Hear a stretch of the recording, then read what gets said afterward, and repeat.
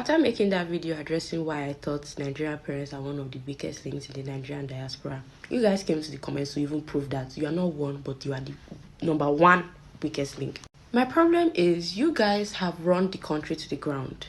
Whether you did it indirectly or not, you guys run the country to the ground, because we all know that when Nigerian adults and Nigerian parents get to places of power, they don't know how to behave. So you guys have taken away the hopes and dreams of the youth. You have made Nigeria a desolate land, a country of survival of the fittest, but you demand respect. You demand respect when you lack accountability. Excuse me, what respect am I supposed to give to somebody who came out publicly to tell us, the whole nation, that a snake swallowed the money? What respect is that? You guys always make a mockery of yourselves and a mockery of the nation, and the only people who make Nigeria proud are the youth, the children. And many times this is even done against the will of their parents. Because to you guys, if your child is not a doctor, lawyer, or engineer, they are useless. You don't believe that a child can succeed in any other aspect in life. Instead of you guys to fix Nigeria and hand us a legacy to continue and to uphold, during your time of opportunity, you ran the country to the ground, making it worse than it was before. And it was the same foolish mindset. Nigeria is now everybody's national cake. There's nothing we can do. So instead of having politicians who want to improve the nation, we now have politicians who want to improve their families. I grew up in Nigeria for 16 years of my life. I've only lived in Canada for 2 years. I'm not that out of touch with reality. And I'm not that out of touch with reality that I don't know that there are people who are suffering, and that the main people who are suffering are the poor people and the youths of the nation. And it is because I have realized that I am calling African parents out on their stupidity. Because when you take your children out of the country, you feed them nothing good about Nigeria. How would those children want to turn around to use their success to improve Nigeria? I know that coming abroad is an opportunity. It should never be an opportunity, it should be an option, but it is an opportunity because of how bad Nigeria is. And because I am mature enough to think and reason even more than some of you old hags, instead of me deciding to be selfish with my success and opportunity, I've decided that the exchange rates can work in my favor, and there are things that I can do to help the Nigerian economy. And that is what I'm trying to say. I'm encouraging youths who have the privilege and opportunity, who have the success to improve their nation. Because honestly, it's left to us, because you rest of you old hags are just money thirsty, power hungry animals who lack compassion for the people around them and for their kingsmen, who have blinded their ears and their eyes to the suffering of their people.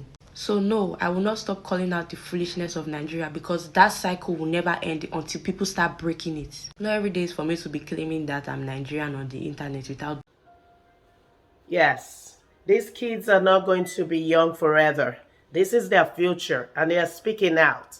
I do not know this young lady. The video came into my feed, and I think that she is speaking the truth. She is saying the right thing. Some people think that there's a better way that she could have said it without being disrespectful to elders. The Bible teaches us to be respectful to our elders, but I think it's the only way that it will get noticed. She will get attention of the elders, because if she was polite, they're just going to dismiss it as just somebody airing their disagreement about something. But no, she has to get attention, and that's the only way that she knew how to, because they pushed her to that limit.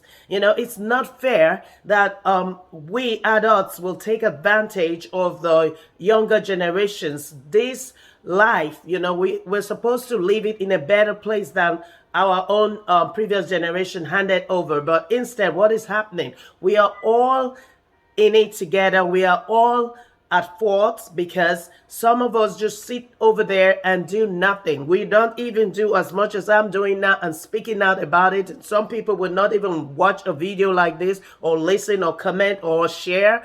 All right, so what does that tell you about the kind of person that you are? Not to mention doing a simple thing as voting to make sure that the right people are elected into office that will have the best interest of everyone, not just a few selected corrupt individuals. Not to mention, if you were elected or asked to go back to your country or serve whatever country that you are in some capacity, and do what is right, you might like, no, I'm too busy chasing money. I'm too busy taking care of my own family. It's all about me, me, me. So there are people out there that what we allow to just take advantage. We don't speak out. We don't condemn them.